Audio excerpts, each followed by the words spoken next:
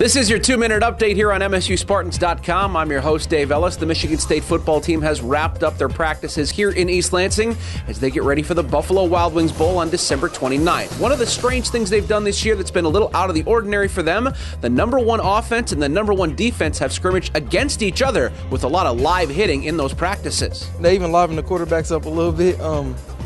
Made it to a little bit more of a game situation. I feel like they're just going to help us more for the games, get us more prepared. But we got to just get back in our rhythm and shake the rust off. But I mean, we're getting back there. I feel like once we get to Arizona and that week of the game, guys will really start clicking it together again, and we get back to where we was.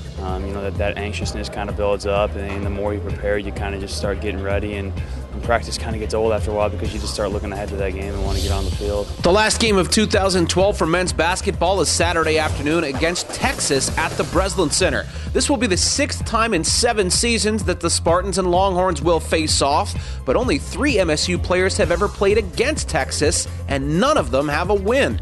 The Longhorns just beat North Carolina by 17, but they're probably not what you'd consider a vintage Rick Barnes team. And this will be their first true road game of the season. I saw toughness. They were tough. North Carolina came in.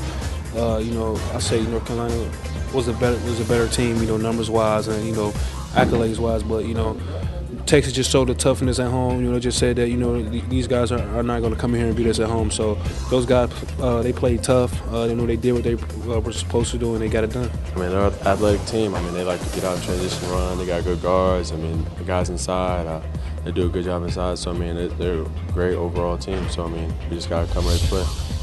You'll see highlights of that game against Texas when we see you next for our final show before the Christmas break. That's your 2-minute update. I'm Dave Ellis. You give us 2 minutes, we'll give you the Spartans.